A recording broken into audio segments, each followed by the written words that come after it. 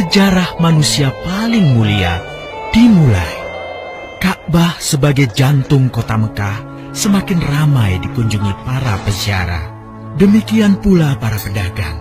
Mereka datang dari berbagai penjuru jazirah. Namun sayang, Ka'bah mulai diselewengkan fungsinya. Akibatnya, kejahiliahan merajalela. Di tengah kondisi masyarakat jahiliyah itulah Nabi Muhammad dilahirkan. Bayi luar biasa itu lahir dari rahim seorang wanita mulia bernama Aminah. Pada saat itu ditandai peristiwa-peristiwa yang luar biasa. 10 balkon istana Kisra runtuh. Juga padamnya api-api yang biasa disembah oleh orang-orang Majusi.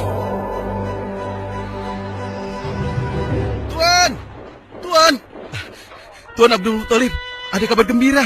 Kabar gembira? Kabar gembira? Kabar gembira apa? Tuan, cucu Anda telah lahir. Benarkah? Laki-laki atau perempuan? Laki-laki, Tuan. Subhanallah, Alhamdulillah, Allahu Akbar. Kalau begitu aku ingin segera melihatnya. Mari, Tuan. Setelah mendengar itu, Abdul Muthalib bergegas menuju ke rumah Aminah.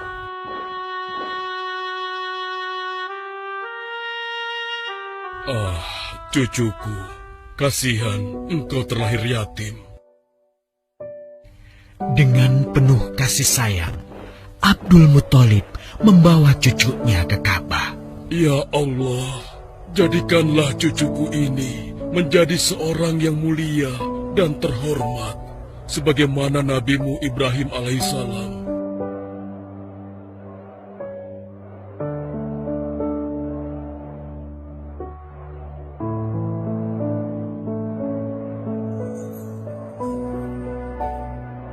Siapa namanya, Ayah? Muhammad. Muhammad? Iya, aku akan menamainya Muhammad. Artinya yang terpuji. Kehadiran Muhammad kecil sungguh memberi kebahagiaan. Tidak hanya bagi keluarga Bani Hashim, bahkan seluruh kabilah suku Quraisy menyambutnya dengan sukacita. Kemudian Abdul Muthalib mencarikan ibu susu bagi Muhammad kecil. Kita sudah berhari-hari mencari anak susuan, yang dari situ kita akan mendapatkan imbalan yang cukup. Namun hingga saat ini, belum juga kita dapatkan. Ya, istriku, aku mengerti. Apa kita terima saja bayi yatim itu? Muhammad maksudmu? Iya, cucu dari Abdul Muthalib. Kasihan dia. Hampir semua teman-teman dari rombongan kita tidak ada yang mau menyusuinya.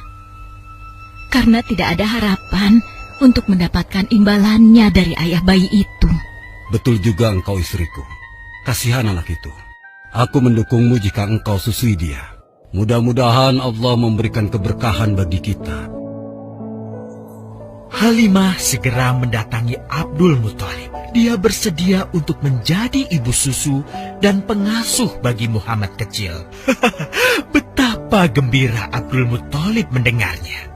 Halimah dari Bani Sa'ad itu akhirnya dipercaya Abdul Muthalib untuk mengasuh cucunya 2 tahun lamanya. Ayo istriku, kita berangkat sekarang. Sebentar lagi suamiku. Insya Allah kita berangkat sampai anak ini kenyang. Kalau begitu, aku lanjutkan berkemas-kemas dahulu. Hah? Ada apa suamiku? Lihat, unta dan keledai kita. Mereka demikian sehat, tidak seperti sebelumnya. Subhanallah. Betul suamiku, tidak seperti kemarin. Demi Allah, kau tidak salah memilih istriku. Kau telah mengambil anak yang dipenuhi dengan barokah. Allah melimpahkan keberkahan atas Halimah dan suaminya. Mereka pulang ke kampung Bani Sa'ad dengan penuh rasa syukur. 2 tahun berlalu sudah. Tugas Halimatus Sa'diyah Sesungguhnya telah usai. Saatnya Muhammad kecil harus dikembalikan kepada ibunya. Terima kasih Halimah. Engkau telah merawat anakku dengan baik selama 2 tahun. Tidak ada yang bisa kuberikan kecuali aku berdoa. Semoga Allah memberkahi engkau dan keluargamu. Amin. Saya juga bersyukur diberikan kepercayaan dan kesempatan merawat anakmu, wahai Ibu Aminah. Namun, begini Bu, mohon maaf. Kalau boleh, izinkan aku merawat Muhammad lebih lama lagi. Aku masih sangat sayang padanya. Baiklah, kalau begitu aku setuju dengan usulmu. Bawa dan rawatlah Muhammad sebagaimana dia anakmu sendiri. Terima kasih Ibu.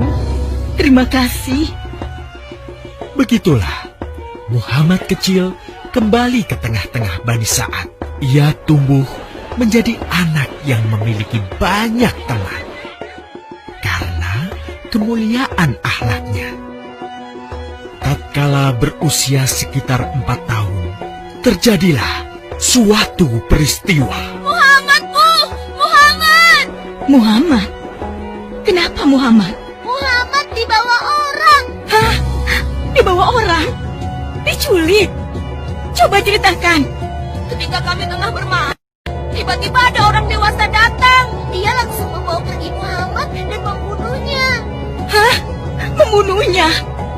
Ya Allah, di mana? Di mana? Antarkan ibu ke sana. Dengan perasaan cemas, Halimah bergegas menuju tempat itu. Dan dilihatnya, Muhammad kecil tengah terduduk. Muhammad, apa yang terjadi denganmu? Dengan sangat tenang dan jelas, Muhammad kecil menceritakan apa yang telah terjadi. Bahwa seseorang telah membelah dadanya, mengambil hatinya, kemudian mencucinya dan mengembalikannya lagi ke tempatnya semula.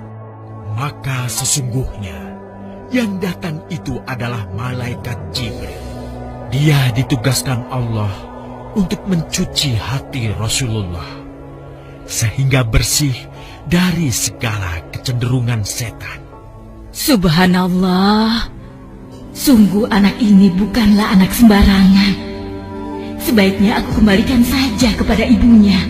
Peristiwa itu membuat Halimah sangat khawatir. Maka bergegaslah Halimah mengembalikan Muhammad kecil kepada ibunya. Menginjak usia yang ke-6 tahun, Muhammad kecil diajak ibunya untuk berziarah ke makam ayahnya, Abdullah di Yastrib. Dalam perjalanan pulang kembali ke kota Mekah, Aminah pun jatuh sakit. Dari hari ke hari, tubuhnya semakin melemah. Hingga di sebuah kota bernama Abwa, letaknya antara Mekah dan Yastrib, Aminah meninggal di sana. Dan Muhammad kecil pun menjadi seorang anak yatim piatu. Sejak itulah, Muhammad kecil dirawat dengan penuh cinta dan kasih sayang oleh kakeknya, Abdul Muthalib. Muhammad, sudah berhentilah memerah susunya. Insya Allah, sudah cukup untuk persediaan kita hari ini. Beristirahatlah sejenak. Makanlah agar kau tetap sehat.